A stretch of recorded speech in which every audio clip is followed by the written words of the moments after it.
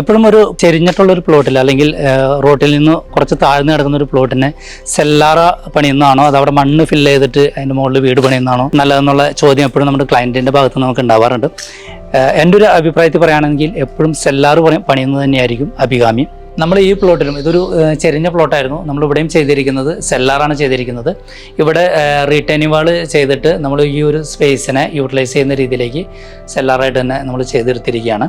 ശരിക്കും സെല്ലാർ ചെയ്യുമ്പോൾ കോസ്റ്റ് കൂടുമോ കുറയോ എന്നുള്ളൊരു ചോദ്യം ഉണ്ടാവാറുള്ളതാണ്. ശരിക്കും നമുക്ക് കോസ്റ്റ് വേരിയേഷൻസ് ഉണ്ടാവാറുണ്ട്. അത് പ്ലോട്ടിനെ ഡിപ്പെൻഡ് ചെയ്തിട്ടാണ്. പ്ലോട്ടിൻ്റെ വേരിയേഷൻസ് അനുസരിച്ചിട്ട് ചിലപ്പോൾ ചെറിയ രീതിയിലുള്ള മാറ്റങ്ങൾ അങ്ങോട്ടും ഇങ്ങോട്ടും ഉണ്ടാവും. വളരെ മൈന്യൂട്ടായിട്ടുള്ള മാറ്റങ്ങളായിരിക്കുള്ളൂ. ശരിക്കും സെല്ലാർ ചെയ്യുന്നതും അല്ലാതെ റീറ്റൈനിങ് വാൾ കെട്ടി നമ്മളവിടെ മണ്ണ് ഫില്ല് ചെയ്യുന്നതൊക്കെ ആയിട്ട് ബന്ധപ്പെട്ട് വളരെ മൈന്യൂട്ടായിട്ടുള്ള വേരിയേഷൻസാണ് ഉണ്ടാകുന്നത്.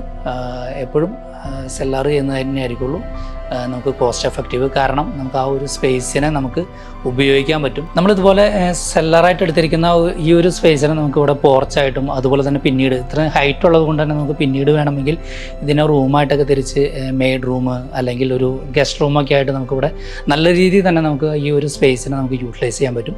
അപ്പോൾ എപ്പോഴും സെല്ലാറായിട്ട് തന്നെ എടുക്കുന്നതായിരിക്കുള്ളൂ അഭികാമ്യം. Okay, thank you.